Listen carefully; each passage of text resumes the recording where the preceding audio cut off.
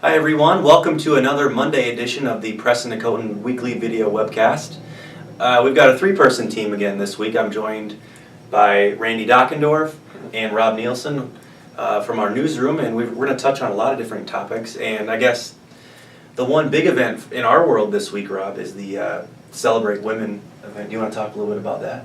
That's coming up this Thursday. Doors open at 4:30 in the afternoon. There's going to be a vendor fair beforehand, and then Melanie Brown is going to be the keynote speaker this year. Sure. And of course the Preston Dakotan is one of the sponsors of that, so we have been really trying to push that, and it sounded like ticket sales were going better than I guess they expected, so I guess we'll probably see if there's a good crowd for that. All right, let's turn over to Randy now. We've got Randy's going to run through a couple of stories we're working on this week. I was just going to pick up on the Celebrate Women. I know I was the lone man there covering it one year, but I got to say it's usually a good time, and I went the year Holly Hoffman spoke. Very inspiring. The Survivor contestant. Survivor contestant. They usually have a message that's great for anyone. So any of the women that are going, I think you'll have a good time. If you've been there before, I know P&D enjoy hosting it. I'll just kind of take over, do kind of a quick run through.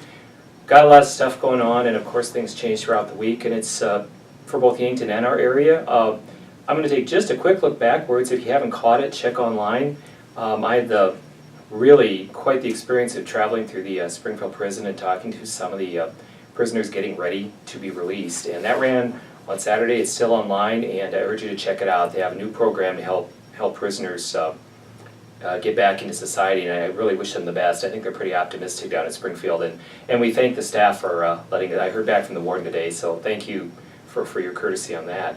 Looking ahead a little bit, tomorrow it's showtime in Viborg. We're going to have a feature on the new theater, or I should say the renovated theater that's opening up. They're having a big grand opening on Sunday, and they are very excited. They raised, I think, $160,000 to renovate it, and any of you have grown up in a small town, you know how cool it is to have a small town movie theater, and congratulations to them. Check that out. That'll be in tomorrow's paper in the Preston Dakotan and also online. And we have I was doing a quick run through on some other things. Ongoing warning. I think Kelly Hertz, our editor, ran out and shot some footage today. Extreme fire danger. Please, everyone, be careful. I know that's not really a newsy item. That's ongoing, but I just checked before we came up today. The entire region is in fire danger, and we know we had the Tabor fire a couple weekends ago, and we just know, please be careful. Looks like it's going to stay pretty dry all week. Another reporter we have is Derek Bartos, our education reporter. He's going to be checking out not just one, Jeremy, but two new principals for the Catholic school system. So that'll be, I remember when they used to have everyone in just that one little building over at Sacred Heart, and they've really expanded, so I'm looking forward to that. But if you haven't heard by now, Regan Manning is leaving. He's joining the Sioux Falls school system, the Catholic school system, and they're going to have a new principal at each site, so I think that's pretty exciting for them. And probably just a couple other things we got coming up. I'm road tripping over to Tyndall. Always enjoy going to Bonham over tomorrow.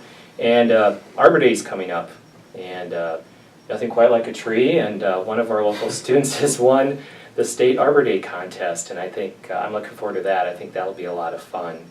And the only other things looking ahead is maybe a little more for you next week, but the Workforce Summit is coming up in Mitchell. How do we get jobs to Yankton, and what's hot for jobs right now? And I know Yankton's part of that summit, and we'll be working with that. And early voting is now underway in South Dakota, and Nebraska's elections are also up, and we will, in the coming days and weeks, be keeping you up to date on that. So watch the Preston Dakotan for more information on the candidates, and please get out and vote. If you can't or don't think you will on election day, take advantage and vote early. So anyway, Jeremy, and I know you've got some sports that you want to share with us. But yeah, that was quite the list. In sports world, I guess the three of us probably would agree the biggest sports story of the day was probably the Boston Marathon. Especially after what happened last year with the bombing, but it's always kind of fun to keep track of the local and area runners, and of course Matt Dewald, the Yankton native, had a 20th place finish last year, and of course he was very lucky that he was already done in his hotel room when the bombs went off, and that was a big story. And he competed again today. He finished 38th. So you can really tell that he was in a you know, he's moving up the ranks a little bit in the division. You know, I'm sure he's not very happy with the place, but to even be there, that's the story, that you're even at that meet. And so we've had Chris Riley, our correspondent, had a 2-part series on Matt DeWald. I would urge you guys to check that out. It was in Saturday's paper and then Monday's paper today. So go online and check that out. And I guess that'd probably be the biggest sports news of the day. So with that, I think we can probably close it up, and make sure to check out Yankton.net for all these stories we've been talking about. And next Monday we'll be back with another video. Thanks, guys. Thanks. Thank you.